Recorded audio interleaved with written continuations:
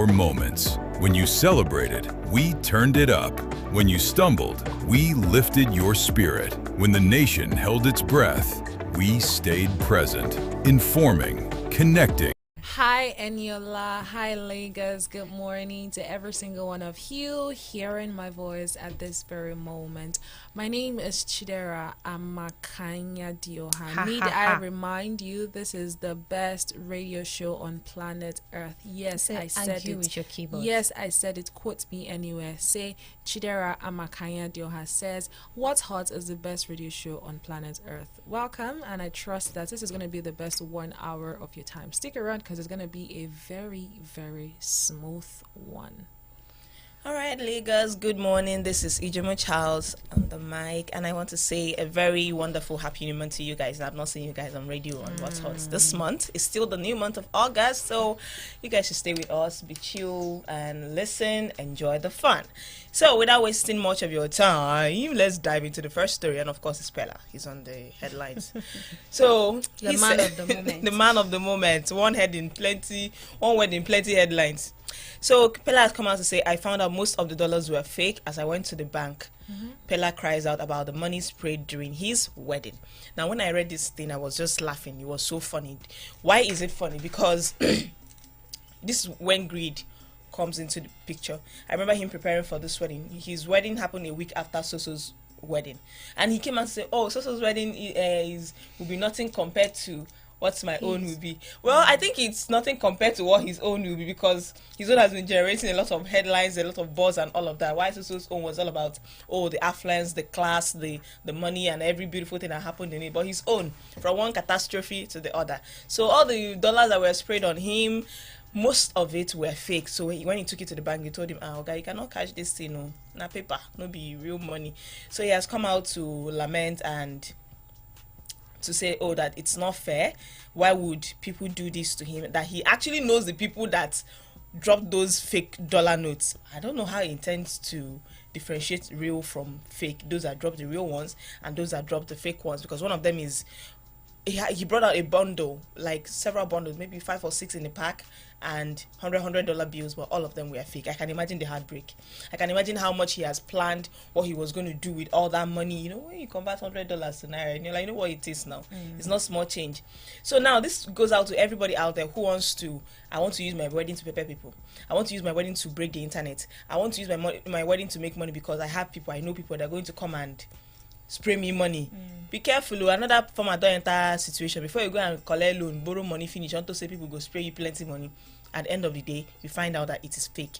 Now, let us actually talk about the fact that it's still a crime to use fake currency in any settings, in any country. Whatever the currency is, it's still a crime to use fake currency. Now, it bothers me that someone actually went to someone to patronize someone that sells this fake notes because they actually sell it. You have to use real money to buy fake money. Make that make sense? I don't know how they do it, but this is actually someone's business. So it means that somebody is running a fake currency syndicate, and before you know it, it's going to infiltrate everywhere. Now, if Pella was that bad a person, he would have decided to prank people or do people too by saying, I have dollars for you, I take, give me this one, that kind of thing, and they're not going to suspect it. They're going to be like, it's Pella, so something like that cannot happen. And when you call him out, you say you are lying. That these are money that were sprayed to him on his wedding day because they actually saw that white guy gave him like $20,000. So that one is actually real. So imagine if he now dashes somebody that fake one and say, give me this, give me that. Person will now say, Pella gave me fake currency and now I am having issues with trying to change it. He can easily come out to say it's a lie. I gave you real money. You're trying to tarnish my name. But this is because people are circulating fake currency and it is not acceptable. Okay, so I think the main problem is this keeping up with the Joneses lifestyle that we're just living generally, because we all know how celebrity weddings have become a place to perform. It's not even about the celebration, it's not about the people. It is now about people wanting to show that they are connected and they have the means to attend a celebrity wedding. They are eager to show you, because I've never understood the concept of, celebrities going for weddings and after spending millions or let's say hundreds of thousands of naira on making your clothes, they do an entire photo shoot. Like, this is not your wedding. Why are you? That's another When did we get here? Like, before, wedding used to be, oh, you get their shebi, you go there, to grace the occasion, you spray them money, you give them gift, and that was what it was all about before. But now it has not become an entire performance from you having to do your own photo shoot. You see them dress up, do a photo shoot on an entirely different day, then wear the outfit again, go for the weddings. You see so many cameras to the point that you don't even know which ones were even employed by the bride and the groom. There are so many cameras in your face. Everybody wants to vlog. People want to take that opportunity to make content of their own. So now it's not like, are you even here for the couple, or you just want to show us that you are, one of the upper echelon, and you want to show us that, okay, me safe, I feel enter this kind of place. So you will see, and if things are getting to that extreme, people will always want to, keep up the front, and this is why you are having people spraying fake money at the wedding. They are spraying fake dollars, and what those people, you will have people hyping them when they are spraying the money, because you think, this person has this, dancing and all that, but you don't know that fake money. The energy where you take go buy that fake money, maybe you can't give them that original money. Is it not better? See, the Nigerian celebrity culture is so fake and is very, very annoying, right? Because I don't understand who you are trying to save face for, or who you are trying to appear to be rich for, right? Because everybody's spraying money, everybody's dropping money, and so I have to do that. And the wildest thing, he used an original dollar note to purchase the bundles that he bought that was fake. I don't know who the person is. I don't know even if the person is very much aware of the fact that he left the couple with fake dollar notes. But there's no how you would not be in the know of that kind of thing, right? Maybe he bought it at a cheaper price. Do you get that kind of thing? Just so it could be that to make a statement. Just to make a statement and appear to the public that you came out and sprayed money. Like, for what exactly, right? Like, for what exactly? Pella and Jarvis, I don't get it, honestly. And the whole craze surrounding that particular wedding on that day, there's a lot to talk about. But let's just go on a quick break there. We'll still talk about it because we still have more to say with concerning this Pella of a guy. We'll be right back.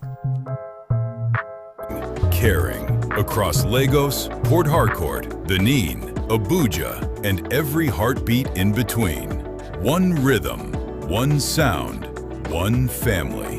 And now, beyond borders, streaming across continents, connecting Nigerians in the diaspora and global listeners searching for the sound of home. We didn't just grow, we grew with you.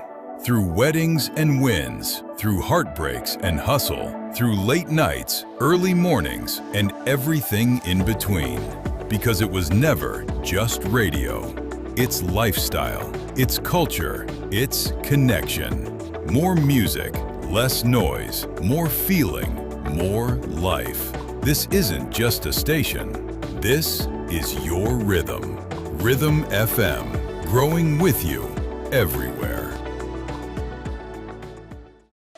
From your very first day in secondary school, to campus dreams that kept you awake at night, to that first job interview that changed everything. From traffic on 3rd Mainland Bridge to quiet midnight thoughts under an open sky, there has always been one frequency riding with you. Rhythm 93.7 FM didn't just play music, we scored your moments. When you celebrated, we turned it up. When you stumbled, we lifted your spirit. When the nation held its breath, we stayed present, informing, connecting, caring. Across Lagos, Port Harcourt, Benin, Abuja, and every heartbeat in between. One rhythm, one sound, one family. And now, beyond borders, streaming across continents, connecting Nigerians in the diaspora and global listeners searching for the sound of home. We didn't just grow, we grew with you. Through weddings and wins, through heartbreaks and hustle, through late nights, early mornings, and everything in between. Because it was never just radio. It's lifestyle, it's culture, it's connection. More music, less noise, more feeling, more life. This isn't just a station. This is your rhythm. Rhythm FM, growing with you everywhere. From your very first day in secondary school, to campus dreams that kept you awake at night, to that first job interview that changed everything. From traffic on 3rd Mainland Bridge to quiet midnight thoughts under an open sky, there has always been one frequency riding with you. Rhythm 93.7 FM didn't just play music, we scored your moments. When you celebrated, we turned it up. When you stumbled, we lifted your spirit. When the nation held its breath, we stayed present, informing, connecting, caring. Across Lagos, Port Harcourt, Benin, Abuja, and every heartbeat in between.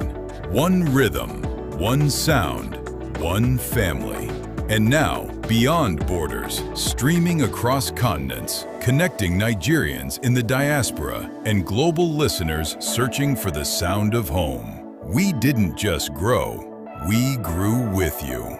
Through weddings and wins, through heartbreaks and hustle, through late nights, early mornings, and everything in between. Because it was never just radio. It's lifestyle, it's culture, it's connection. More music, less noise, more feeling, more life. This isn't just a station. This is your rhythm. Rhythm FM, growing with you everywhere.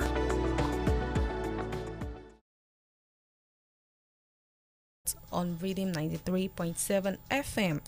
My name is Eniola Adekunle and I'm still in the studio with Chidera Amakanya Dioa and Ijoma Charles.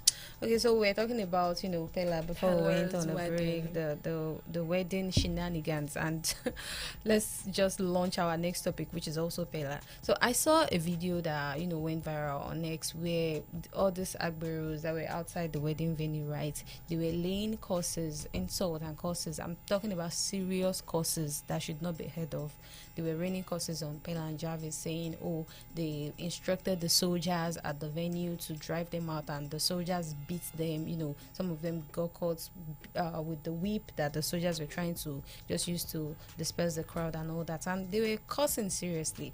And aside that, I've seen a lot of disturbing videos. I think I saw a particular one where a guy got run over by a car just because he held on to the bonnet of the car because, they wanted to beg. And I'm like, where do we draw the line? Because I don't understand how this thing has not become so serious and so disturbing this recent, should I say, months or years, because I could remember, I don't think it was this worse last year or the year before, but suddenly it now feels like any event happening, you have these people, they already get to know where the wedding is going to be hosted, and the next thing, they're at the venue just harassing people, just latching onto people's car, trying so hard to get them to give them money. Like, what sort of entitlement is this? And a lot of people are arguing, it's the poverty in the land, is the hunger, but is it though? Because even before this, it is something that has been so ingrained in us as a society. You have people, I from time immemorial, I've always had people complaining of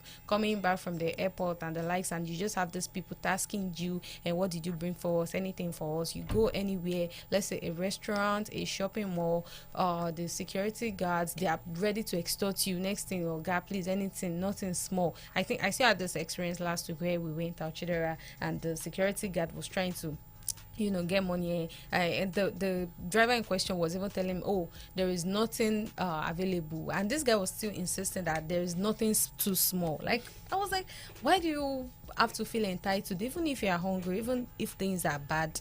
I mean, one would think you're getting paid at a job. So why is it that you have to harass anybody that comes to the establishment? We go to club, bouncers are on your neck, anything for the boys, anything. I saw a video of Ira Star's sister complaining where, people thought she was Ira Star, and they went ahead to damage her car just because she refused to give them money. And when is the state government going to come into this? Because I think this thing only happens in Lagos. I've not heard other states complaining about it. Like, is it now a full-time occasion where people will leave their houses, have their bath, get dressed, and come to venue? All these touts on the street, they don't even care. No, all these and things. come to a venue and start harassing people. You must give us money. You They know why latch they onto did your that? car. They destroy things. Why? They did that because it's Pella. Now, a lot of you listening might misinterpret what I'm saying, but birds of the same feather, right?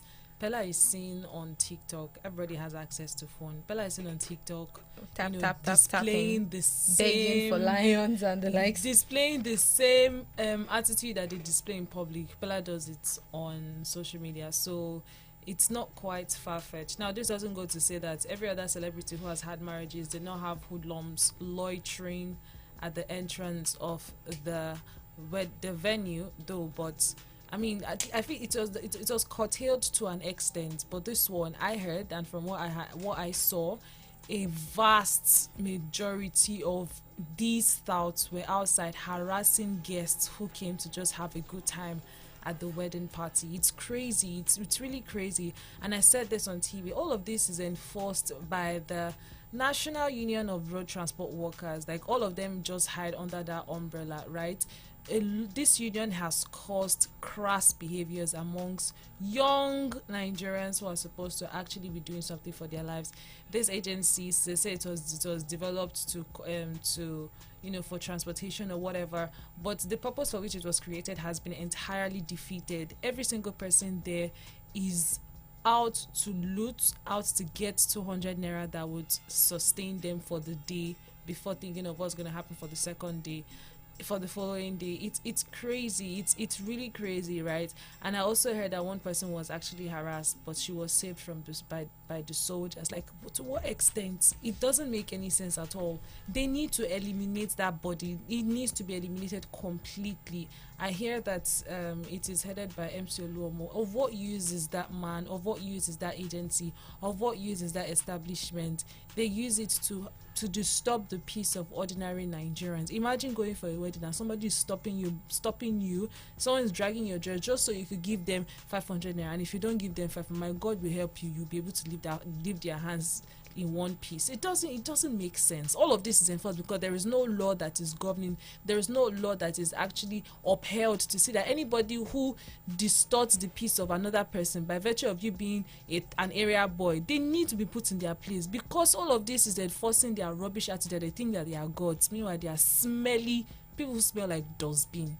See, Chidera, I kind of agree with what you're saying, but I won't entirely agree, because the people I saw in the video, yes, you have some miscreant and all that, I miss them, but they all don't necessarily give that vibe of people that, are touts or thugs or whatever we call it. These are people that left their houses. You are seeing people holding ring lights, making videos and the likes. These people don't look impoverished. You understand? I feel like it is just the entitlement. It is not even about being associated with the NURTW. It is the entitlement of, oh, you are a celebrity, your life is much more better than mine, and not everybody will have the opportunity of going viral and getting famous like Pella did, because he was also a beggar on TikTok. But then not everybody will have that opportunity. So it feels like these people are just trying so hard to build something out of things that should not be heard of, like going around begging. We have people that do this car spotting of a thing too. They also go around, checking for exotic cars, and the moment they see them, they stop them, and because it is filling the ego of the people driving the car, they will give them money. And now it has become a full-time job where you have so many people who, what do you want to be? They say they are car spotters, spotting cars, wreaking havoc, giving way for traffic and causing accidents on the road, just because you want to spot a car, and probably they give you a mint of like 5,000 naira or 6,000. You understand that? So it's the entitlement and laziness for me, honestly. Well, what I have to say about this, you mentioned about the people that look okay going to those events, because for the life of me, I do not understand why someone would deliberately, just because you have a material somewhere lying around somewhere in your house and it matches the color of the event of the day, you put it on. Then you now go and stand at the gate saying, "Please now let me, can't you see I'm wearing the Ashebi? It's the same color now." Then those that manage to have small connect, they'll now start calling somebody inside. "Hey, I'm at the gate, come and bring me in." And you don't have an IV to that event. We'll talk about the Agberos and their rasness, but these particular people, because then Jarvis has come out to complain that that there were so many photographers and kini bloggers and vloggers at the wedding that she does not even know who is who, that they were blocking the view of guests that came that they were sitting down. That her next her white wedding, she's not going to invite plenty people. So I can understand that frustration. sorry. But it's understandable. Anyways, let's move on to the next conversation. All right, our next conversation is it's rather sad to see that we as a people have gotten to this extent. We have gotten to where we are as a result of man hating woman, woman hating man, misandry, misogyny, and the rest of it. Now, this lady, right, on X, I mean, I started with, okay, let's say you want to even challenge the patriarchal society that is existing, the patriarchal society that we live in. Let's say you want to challenge it. Yes, you are doing that vehemently, right? And it's another thing to express hatred towards another sex, towards another gender. So this lady, a self-described dumb Nigerian feminist, is being criticized. Why? Because she said that she would kill her child if she ever gave birth to a boy. Because in her words, being a boy mom is raising an oppressor. Now let me take some comments here. This is from Favor on X. With a mindset like this, it is honestly shocking that you still want anything to do with men. If every male is supposedly the problem, then why are you even interested in sleeping with one? Forget pregnancy, you shouldn't even want to be anywhere near a man. Pick a side and stay there. Stop deceiving yourself. Chloe on X says, eventually, likely to say you still love penis, and then you still went to say if you got pregnant, perhaps you love the sexual life, and now you imagine you give birth and it turns out to be a male child, you go and kill him, you're just a fool. So is the hypothetical man. Clems Andy says, this person is not an intelligent person. You hate male humans, but you are seeing yourself opening your legs to a man to get fertilized and have a child before choosing to do away with the child if the child is a male. Actual men haters do not even let men touch them. As I said before, it is not even about, the story has shifted focus from feminism, according to how I see it now. It is now, hate speech. It is now dehumanization, gender stereotypes, and a very, very sad, extreme rhetoric that can damage movement. Because what do you mean? Okay, because she how did you exist? How were you formed? Who shaped you? Who molded you? Like, you definitely weren't that special for you to be sent in by the Holy Spirit, by virtue of the Holy Ghost, to be in your mom's stomach, just like the case of Jesus Christ, right? It wasn't that way. Your mom, or whoever it is that gave birth to you, formed you by sleeping with someone else. Do you hate your dad? Or let's say you hate your dad, right? You still desire to give birth. You still desire to bring forth a child. And you still would, even if you say you're not going to sleep with a man, the natural conviction, the natural way of conceiving a child would still require a man's semen. So the double standard is what is giving me the ick in my body. The double standard is what is making me cringe, because I just feel like this girl wanted to feel relevant in a place of irrelevance, right? But she still contributed to the truckload of irrelevant conversations that we have on social media, right? I don't understand how you loathe men so much, but you still want to sleep with them. Like, it doesn't make any sense. And the stupidest thing I have had to hear in the past 24 hours is a foolish feminist coming out to say that she's going to kill her child upon realizing that the baby she's carrying is a male child. It has gone beyond mental reevaluation. It is something is really up with her psyche. And if she's doing this for the fun of it, that's really good. But if she's doing it because of how she truly feels about men, then her psyche really I don't know how God is going to help her, if she even believes in God, because I don't know what this person is really. This matter, it is very very crazy. But firstly, I would need people to remember that social media is for life, right? So, and most times the things you put there, even if you delete them, even if your ideology changes in the end, it will still be there forever, and it can always be used against you. Because imagine you now, a grown adult with, you seem to be educated the way you're talking, so with your level of education and all that, you don't have media literacy, you don't know that, you don't come on social media to just uh throw around hate speech and all that, because this is hate speech. You hate the male gender so much that you would rather kill your male child. At least you should put that. It should be between you and your creator, not you coming on social media to come and say that. So what happens when you have a child tomorrow, or a male child specifically, and something happens to that child? How are you going to explain to people that, okay, your ideology changed, this is not who you are, yada yada yada? So, but it's good that you are making yourself known. But now this ideology is actually dangerous, because you are turning your extremism into a fantasy of killing a child. And it is crazy. Like Shira rightly said, the process of you having a child in the first place involves a man.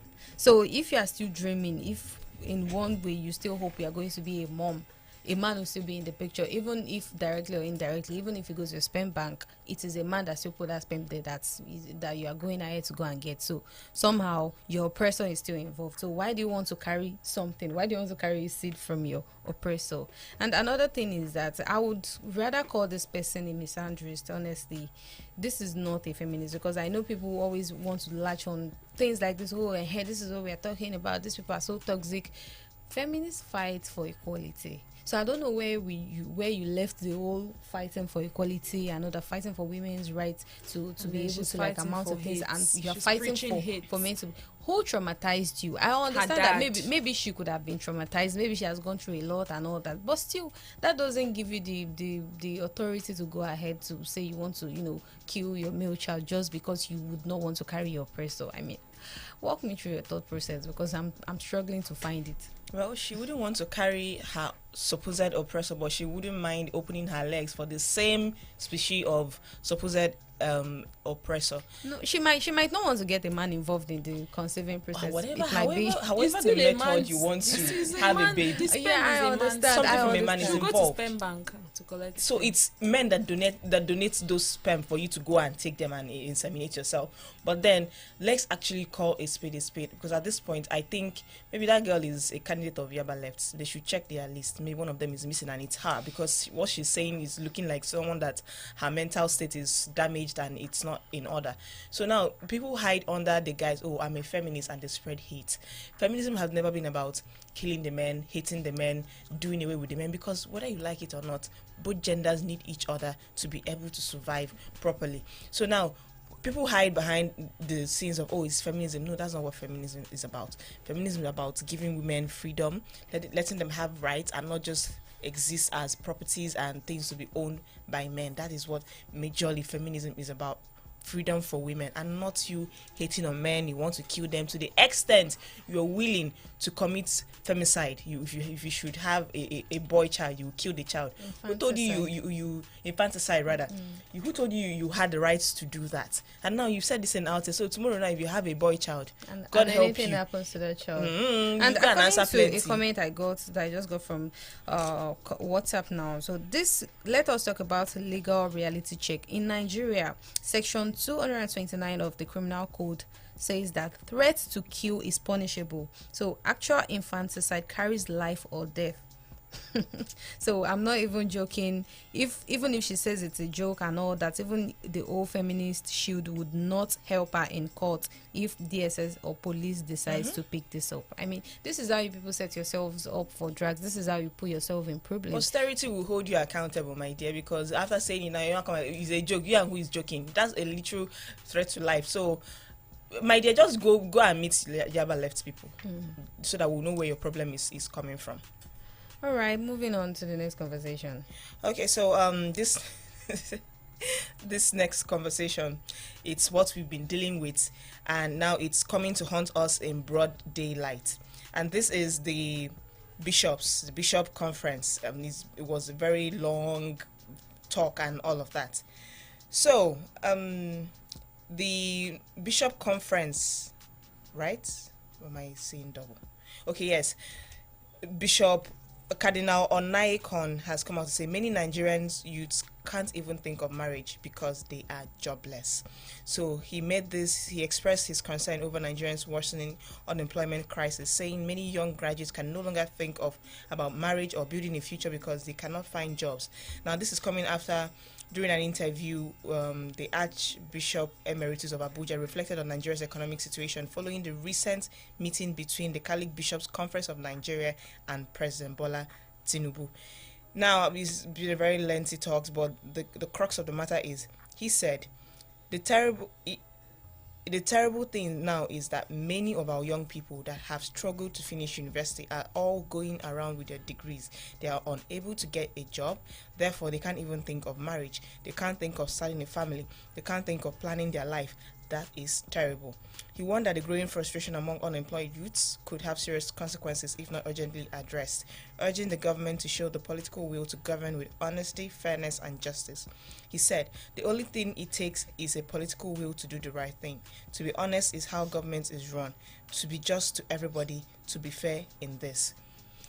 Well, what he said is very plain, because you see people clocking 35, 37 and no plans for marriage in future, and it's not because they do not crave family and all of that, but because the economy is not favorable. I mean, if you go and get married now, even if you say you don't want to do big wedding, you want to do cup marriage, if you get married, what are you and your family going to feed?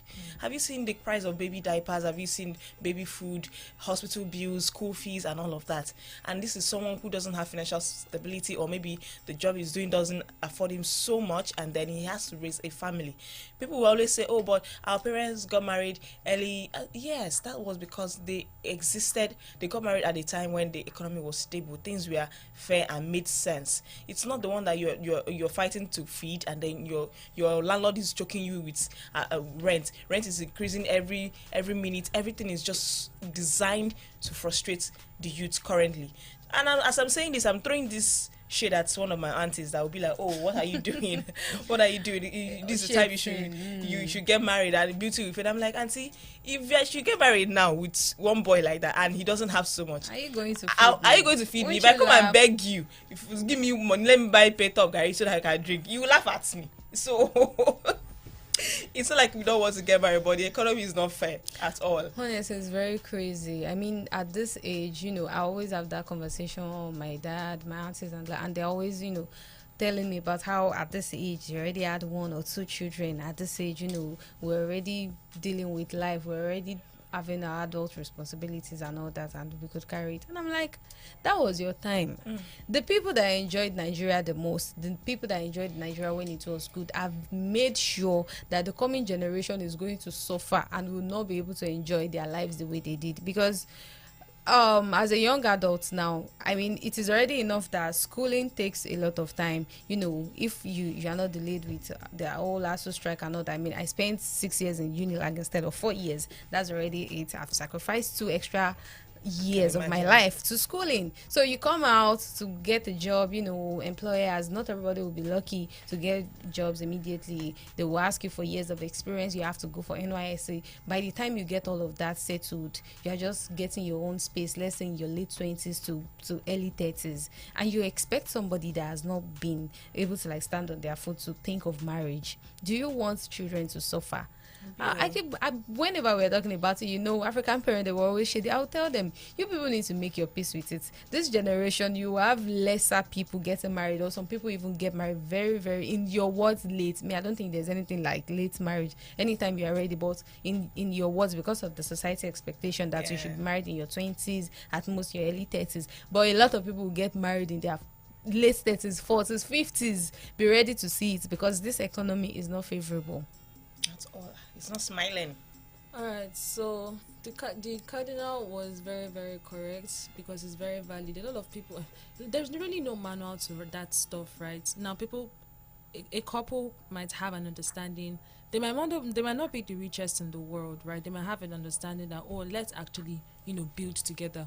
although so many girls would refuse to be Bob the Builder with their boyfriends or their fiance, right? While some other people, it might not really work for them. Or really, I used to say this to my brothers, that until you're able to take care of yourself and two other people, then you can say that you're ready for marriage. But if you're not able to do that, just take a step back. In fact, nobody is even really so much in a haste to getting married, right? And as a lady, before you want to even get married, have something that you're doing, right? There's a huge sense of satisfaction that comes with, that just comes with, okay, Being stable, I'm stable. financially secure, right? There's a whole lot that comes with it, and yet it's not far-fetched, honestly. If you're entering marriage, enter with your head and not just your heart. They know the tell person, you by the time you go ahead and rush, you go cry past that baby and you learn your lesson. So that's just it. But moving on. All right, so moving on to our next line of conversation here. It says here that 7 Indian men who raped a 12-year-old girl were caught, arrested, and sentenced to be executed in the same spot where they carried out the crime. So as at the time this was released, it is being said that the 7 men who, because if you're watching the video, it's a group of policemen, and the 7 men who perpetrated the act in the midst of these policemen with their faces covered. Now they are at the scene but it is not to be executed. Now this is what a comment said. Taron Raghav on Instagram says that the execution never happened. He's making all of this up. The footage only shows police officers in Maharashtra, India, taking arrested suspect to the location under custody to recreate the crime scene, not to execute them on the spot. India has the same justice system like the US and procedure like the US. Public executions are illegal in India. Another comment says, exactly, Nigerian government needs to see how justice is done. Nigerian government knows how to give justice, but we hardly ever see it be executed. Yes. No, it's one thing to actually pass the law or whatever. It's another thing to make sure it is implemented. And the judiciary works here. If envelope exchanges and or hands exchanges envelope, then the case is as good as gone. Then Ayomide 10318 says, which this could happen in Nigeria? So many pedophiles need to go. Fast justice, we need more of that. Okay, before we dissect the story, let's just go on a quick break and we'll be back to give you all the gist that is happening. Stay with us. From your very first day in secondary school to campus dreams that kept you awake at night, to that first job interview that changed everything. From traffic on 3rd Mainland Bridge to quiet midnight thoughts under an open sky, there has always been one frequency riding with you. Rhythm 93.7 FM didn't just play music, we scored your moments. When you celebrated, we turned it up. When you stumbled, we lifted your spirit. When the nation held its breath, we stayed present, informing, connecting, caring. Across Lagos, Port Harcourt, Benin, Abuja, and every heartbeat in between. One rhythm, one sound, one family. And now, beyond borders, streaming across continents, connecting Nigerians in the diaspora and global listeners searching for the sound of home. We didn't just grow, we grew with you. Through weddings and wins, through heartbreaks and hustle, through late nights, early mornings, and everything in between. Because it was never just radio. It's lifestyle, it's culture, it's connection. More music, less noise, more feeling, more life. This isn't just a station. This is your rhythm. Rhythm FM, growing with you everywhere. From your very first day in secondary school to campus dreams that kept you awake at night, to that first job interview that changed everything. From traffic on 3rd Mainland Bridge to quiet midnight thoughts under an open sky, There has always been one frequency riding with you. Rhythm 93.7 FM didn't just play music, we scored your moments. When you celebrated, we turned it up. When you stumbled, we lifted your spirit. When the nation held its breath, we stayed present, informing, connecting, caring. Across Lagos, Port Harcourt, Benin, Abuja, and every heartbeat in between. One rhythm, one sound, one family. And now, beyond borders, streaming across continents, connecting Nigerians in the diaspora and global listeners searching for the sound of home. We didn't just grow, we grew with you. Through weddings and wins, through heartbreaks and hustle, through late nights, early mornings, and everything in between. Because it was never just radio. It's Alright lifestyle. guys, welcome back. You're still tuned into What's Hot on Rhythm 93.7 FM. And of course, my name is Eniola Adekunle. I'm in the studio with Chidera Amakanya Dio, and Ijoma Charles. So before we went on a break, Chidera was talking about this heartbreaking story. Yes, A 12-year-old girl was raped by seven men. It happened in who India were though. caught and arrested and were brought back to the scene where the crime was committed to be executed. But then we read in a comment, someone who came to give clarity, I don't know how true that is, and he said that they were brought back to the scene to recreate the acts that they perpetrated against the victim and not to be executed publicly, because public execution is illegal in India just the same way it's illegal in the US.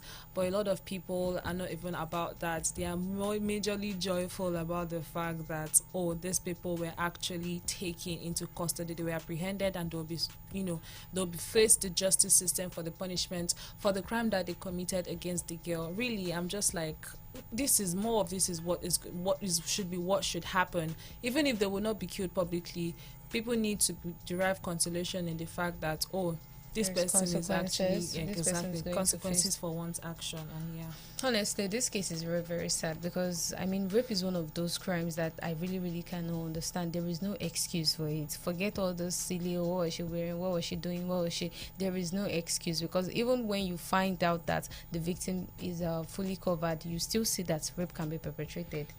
You're still saying... Yes, anybody can be a victim, you know. It is just... I would just say, I will fault the rapist. The rapist is the one that is not thinking, because, I mean, if you are stealing, let's say you are stealing food or the likes, I would think maybe you are hungry, but you're raping somebody when you can always get consensual sex from another adult. It makes no sense. So now this 7-grown Agbaya went ahead, saw a 12-year-old girl and decided to scar this girl for the rest of her life. They decided to traumatize this girl, because I'm trying to see, do you know even what level, what amount of therapy would you even undergo for you to be able to get over this happening to you at 12? as a child. A 12-year-old, 7 grown-up adults saw a 12-year-old and thought sex toy, because that is what it looks like. You thought, you stripped this girl of her autonomy, you strip her of her innocence, and you just decided to traumatize her for the rest of her life. And if we're looking at it, honestly, some crimes, I don't care even if they want to publicly execute them. You know, some people argue that this is barbaric and we shouldn't be doing this in 2020, but you need to let people know that there is consequence for their action, and you need to let more people that are intending to commit that crime to know that, okay, this is what I'm going to face when I do this kind of thing. Maybe public castration, dehumanize them too, humiliate them, let them know how it feels. They should become test monkeys. Just strip them of their own autonomy for them to know how it feels when somebody look at you and decide that you are not human being to me, you are just an object I can use to pleasure myself. Like gang raping a 12-year-old is wild. Like it's scary to even imagine. I don't even know where to where. First, the girl is 12. Probably she was just passing, and then these 7 Agbayas, I don't want to say the other word. These 7 Agbayas decided that, okay, let us take turns on this girl. Zero human empathy. You just saw this girl and saw something you could fumble around with and then do whatever it is. Well, in my own opinion, going to courts, trials, and all of that is just long process. Maybe not even killing them outright would serve. Just that same public castration, so that they will feel themselves losing something important to them, so that for the rest of their life they'll be living with a trauma that, oh, I am now less of a human being because of something that was done to me, just because you did something terrible to another human being. And of course, I said this on TV, donate them to all these organizations that do tests, that need human beings to conduct tests on them. Let them be used that way, so that they will feel what it's like for someone to be doing things to you that you're not in support of, something you didn't consent to. Because how much is a prostitute by the dark alley that you cannot afford? There are, no matter how broke you are and you're eating whole you still see one way you go afford. Okay, you're that grown woman around your area, they do push me, I push you, touch me, I touch you. You cannot convince her to follow you to go and do this thing consensually. It's a child that you decide you want to molest and give her a life scarring experience that for the rest of her life she's not going to remember it. And these are the things that breeds man hate. And for life she will hate men. For life she will be scared of men. For life she will just wish, oh, I wish I was never born, because this is outright wicked. And I subscribe to the fact that they should not just be pitied. May the most inhuman treatment be meted out on them, because at this point they are mad. What is attracting you to a 12-year-old? Actually, IG, thank you for bringing that point of view, because looking at it, the first story we talked about, the feminist story that says she's going to kill a boy child if she ever finds out she's carrying one, just because of how much she hates man.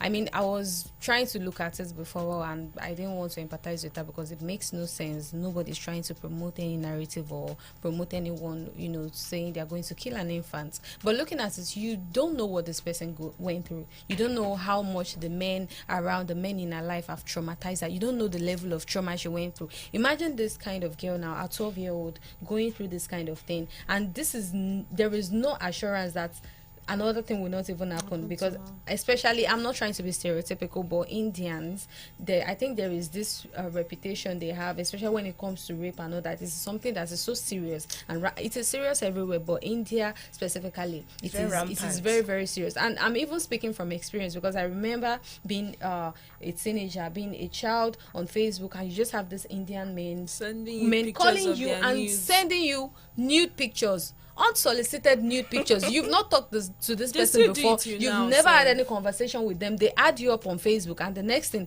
they are sending pictures of themselves nude to you. They are calling you on video, someone you've never spoken to, and the next thing, they are showing you picture their penis. As a child, like, it was a very, very scary and humiliating experience. Like, what in the world? You went through my profile and decided that, okay, let me just do this to this person for no reason. You understand? So imagine them doing that kind of thing. It is very, very rampant, and it is showing in their society. So if this kind of girl comes on in the future now to say, you know what, I don't want to have anything to do with any man that comes to my way, I'm going to kill him. If I have a boy child, I'm going to kill him. Society is going to come out to say, oh, why are you saying this? Even if you've gone through a lot, you're not the first person. We are going to try to downplay our trauma and all that, but it could just be a trauma response. It could be from the fact that she has been scarred to the point that she's just like, you know what, screw it, I don't want to see this gender, I just hate them with so much passion. Well, it's true, Sha, but I'm not going to give an excuse for that girl. Honestly, I'm not going to give an excuse for her at all. And this castration thing that we're talking about, it's just wishful thinking, but it would bring so much joy to our hearts if any pedophile or rapist takes away the joy of anybody. Be you woman, be you man. Before now, because after someone do not come and be dragging us and be like, oh, women rape men, women rape men. So this is it. A woman, in fact, why you as a woman is molesting a child? Like, I hear cases of that, and I'm like, no human being should be doing that. Man, woman, nothing about. No, you shouldn't even be molesting anybody. Don't get me wrong. Not to talk about a child. I mean, these are children. They are innocent. You shouldn't be seeing a child and be thinking sex. And if you are, you need to see a psychologist. You need to get help. You should know it is not normal. Just check into that urges, don't act on it. Go and check yourself into a hospital. Tie yourself up. Do whatever it takes to make sure that you are not having any access to it. It's the fact, because you just go ahead, traumatize children. These children will grow up to be traumatized adults, and they go on and the cycle continues. So that's it. Anyways, guys, thank you very much for staying tuned with us. I hope you enjoyed our conversation. My name is Eniola Adekunle, and I'll see you tomorrow. And my name is Chidera Amakanya Dio. Ha ha ha. See you next time. And this is Ijoma Charles signing out. Have a blessed day. It's culture, it's connection. More music, less noise, more feeling, more life. This isn't just a station. This is your rhythm. Rhythm FM, growing with you everywhere. From your very first day in secondary school, to campus dreams that kept you awake at night, to that first job interview that changed everything. From traffic on 3rd Mainland Bridge to quiet midnight thoughts under an open sky, there has always been one frequency riding with you. Rhythm 93.7 FM didn't just play music, we scored your moments. When you celebrated, we turned it up. When you stumbled, we lifted your spirit. When the nation